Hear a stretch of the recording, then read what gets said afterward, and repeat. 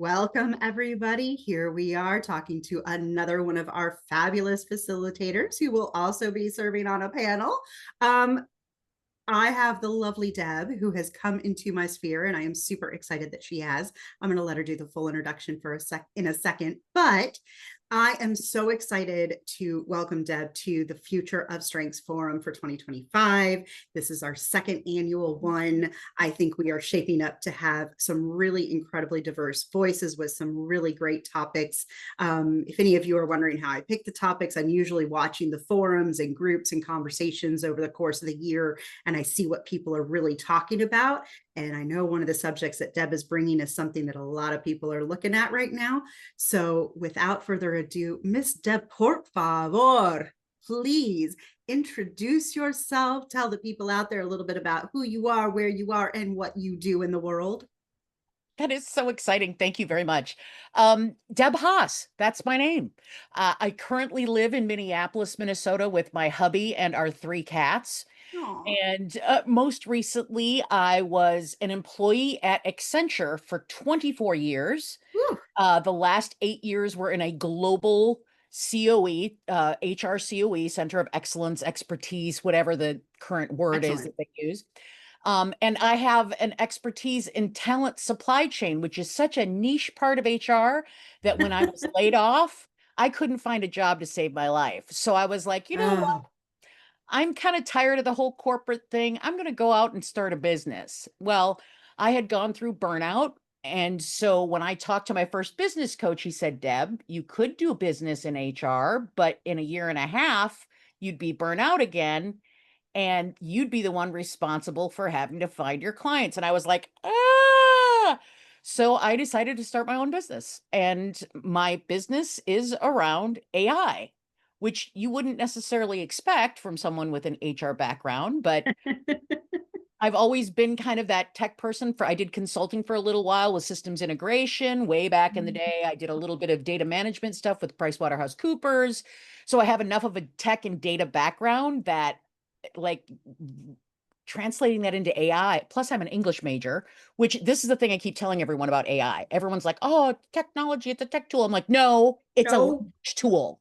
And if you can talk, if you can write, you can do AI and you can do it really well. Yeah. So, anyways, that's me. Excellent. Well, that obviously draws us right into what people can expect from you at our forum. You've touched a little bit on the topic, so why don't you expand? What can we expect from you? Oh gosh. Well, I'm really focused on the intersection. Well, first of all, I'm very focused on women. That's a given. I've found in my later years here that I've become a feral feminist. Yeah. And so I'm really focused on really empowering women and having women feel self-expressed. And to me, AI is a wonderful way to do that. Now, there are some things that get in the way of that. Because as women, we've put this kind of, and I apologize for the phrasing, good girl complex where we have to do things harder or like follow the rules or whatever, when really AI, all it is a tool, like any other tool, like a typewriter or anything else like that. And so I'm focused on moving people from skepticism and fear about AI Right. into the space of curiosity and confidence in using it. And so I focus very much on psychological safety. I focus on coming as you are and as you aren't and asking whatever questions you want to ask that you haven't felt safe to ask. So Right. there will definitely be that in there. It will very much be, I will not be talking in AI tech jargon. I do not do tech bro. I do weekend language. I do like, you're going to get, and you're going to get a lot of metaphors, like a Practical lot of strengths, metaphors layman's terms. in Just get right layman's in there and talk terms about it. and how I picture it. Like when I talk Yeah. about AI and people are like, "Oh my God, there's so much with AI." I'm like, think of it like a shopping mall. Think of it like a big shopping mall or strip mall or a what are those malls that you go to that like J. Crew and whatever. And every AI tool is like a different store, and you go to different tools for different things. And so that's how I talk about AI. So it'll be Oh, very I much, love that. I love that imagery. I think that's yeah, really great imagery. yeah. And I love what you said about the feral feminist, because I do think like as a woman over 50, there is something that to be said about becoming How can we not radically be? How can we concerned not about be? yourself and being a woman and what that means, and just not giving a whole lot of care about what the rules are supposed to be anymore. There is something I very just liberating don't. about that. And this is something that they never told us about, or that I don't remember anyone telling me about when I was younger. I remember thinking when I in my 20s, I was like, God, I'll be really old when I'm in my 30s. And then you think about and nobody ever told me that when you hit your 40s, you have this immediate sense of freedom where you're like, oh, Yeah. wow, like I don't really care as much about what other people think. And then you hit your 50s and you're like, yeah, not only do I not care, but I'm going to say exactly what I think, And it's like, this is freedom. If I would have had this freedom in my 20s, Yeah. holy crap. Which I do think it'll be interesting with the conversations with Gen Z. I think Gen Z does represent that at a younger age, I'm which I so think is why it's both a challenge and inspiring at the same time. I love it. Right. I Have you am ever such watched a the series Hacks? I have not, but I am a huge Gen Z fan. I'm like, Gen Z, yeah, yeah, yeah. Because any advancements that we've made in workplace Yeah.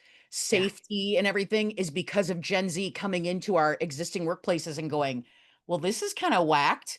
And we're all like, this is the way we've always done it. And so it's been wonderful seeing the impact that they've had. Yeah.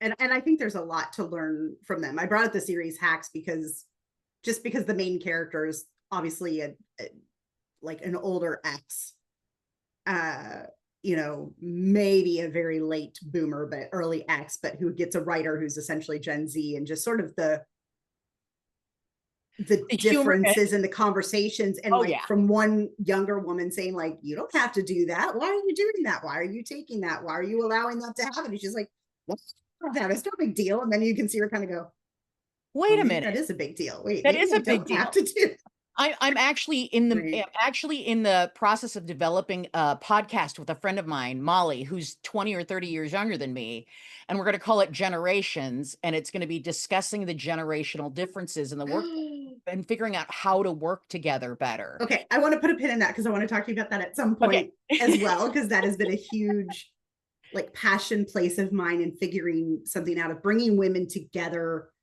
at from different generations and having conversations around bullying. For example, what did it mean for you to be bullied in 1960 Yep. versus what does it mean to be bullied now in 2020s or whatever, right? Like, Exactly. what did each generation kind of deal with bullying? What was our attitude towards bullying? How do we view it? Like, what's changed? Look at things like feminism, look at things like gender roles and like what we think we're supposed to expect, but just Well, to and really just the bring whole those thing. perspectives to the table and Yeah. listen, Well, and right?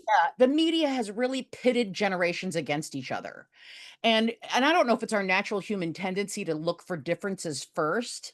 And so what we find is that we have, boomers and Generation X in there doing the whole get off my lawn. And we think that this is new for our generation, but this has been happening since we could record No, time. no. We've always But had this. So let's kind of advance the conversation yeah, and let's actually bring it, forward a little bit. well, I'm excited for that for you as well. And I know you're going to be talking about some AI, but we'll be talking a lot about Gen Z at the forum as well, with a couple of different sessions and our panel going on with that too. So thank you so much for that. You'll have to keep us posted so we can support you when your podcast is ready to go. Definitely. I have one final question for you. And as I've told others, it is a surprise, which I know might be frustrating for some, but you get to pick a number 1 through 5. And when you pick your number, I will give you a question. It is future of strengths oriented, not just about the conference, not about the forum, but just an overall philosophical question. So, what number would you like? See, and I will pick the number. Like this is where the ADHD goes a little bit crazy because I'm like 3, it's right in the middle because you can blah blah blah. But then I'm like, but I like the shape of 4. 4 is a really cool number, but then 2 appeals to me. So it's like, which one do I pick? 2. I'm gonna pick 2. Love it. So, if you could leave just one ripple of impact behind through your work with strengths, what would it be and why does that matter? Mm. Mm, mm, mm. Can you repeat it one more time? Absolutely. If you could leave just one ripple of impact behind through your work with strengths, what would it be and why does that matter? And with the future of strengths, we always talk about being the pebble and creating the ripples, right? And having our Yeah. space where we have our own impact. So, what would that be for you? I think it would be taking pride in your strengths, like, and really learning which ones are yours and learning how they interact with other people's strengths. Because really, when you look at it, they all complement each other. There's no reason why strengths should be used as an excuse not to do things. Like, I think some people use them as like tools to like why people shouldn't work together or whatever. But really, when you look at all of the strengths, they all complement each other in different ways. Yeah. And it's such an incredible tool for learning to be collaborative. And for me, Yes. the future is about collaboration. The future of the world of everything is collaboration, and learning to use your strengths in a way that collaboratively works with other people's strengths. I would love to be able to do that. Like really have, Yeah. the one thing that I loved about strengths for me as someone who was laid off and was looking for a job, being able to express my strengths and know them right off the bat, know how I can put them to work, know how I can have an interview and express what they like, any question they throw at me. When I have that framework of my top 5 strengths, it's like a grounding space that I can Yeah. keep going back to. And so I'd love that. I'd love to people just and having pride in your strengths. The first time I heard that my number one strength was input, I was so disappointed. It was so unsexy. I wanted woo. I wanted woo to be my number one, and input was my. I'm like input, and it took talking to a strengths coach for me to really get. Wow, input is such a freaking cool strength to have, and now I like take pride in it, and I'm like, I like input. I always call it the Mary Poppins or the Boy Scouts of the talents.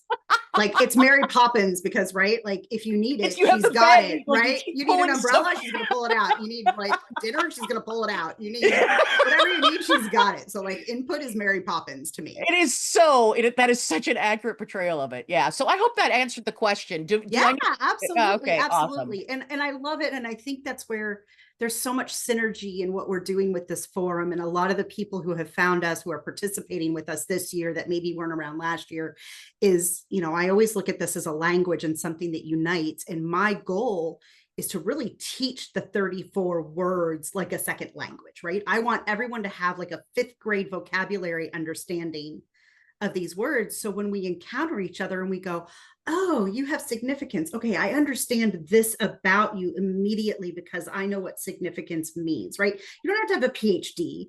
You just have a basic understanding that makes you more open-minded, I think, and more compassionate to how we receive others because we know what their best intention is, even if it doesn't come across the right way, right? We've It sort is of such cleaned our lenses Joe, and I opened our love this. filters to reception. You are finding a language that's common for every human, not just from a speaking or English or communication perspective, but from dealing with us at each other at a human level, which is like, Yes.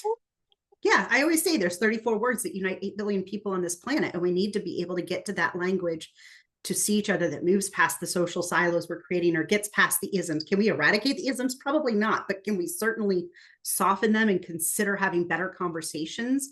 and deal with each Yes. other on a human level rather than Yes. isms or any other way that we Yes. describe each other. Yeah. Exactly.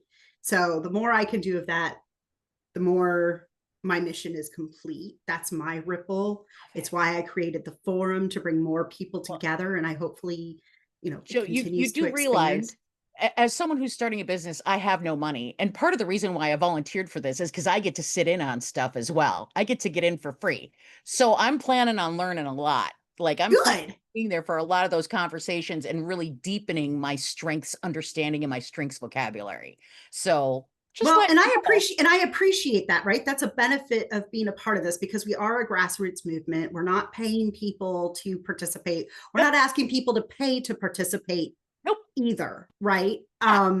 It is totally voluntary. It is a collaborative project in my mind, and we do our best to keep it accessible, because even at $197, it's not too bad for people to participate. It's And I will not. say, you're the first interview I'm going to say this on, but we are going to be looking for volunteers here shortly, and you can volunteer. All you have to do, I really called our support team, so it's not a true volunteer, but we need a support team. So if you can even support us for one facilitator for 1 hour session, you can join for $47 and get the same access everybody else enjoys, right? And so that's our way of saying thank you. That's awesome. I Yeah. love it. Yeah. So thank you so much, Deb. For all of you out there, as you just heard, it's $197 to join us. We kick off on October 2nd. We've got some great speakers lined up. If you do check out our link, if practicalstrengths.org, you can go and check out the Future of Strengths forum there. You'll see what our current lineup looks like. We've got some amazing people. Like, I'm honestly in fangirl space right now, where I will probably cry when I'm introducing them on the forum. I cried last year a couple of times because I was just like, I can't I believe love this it. person, this human being is here and I get Yes, to. no.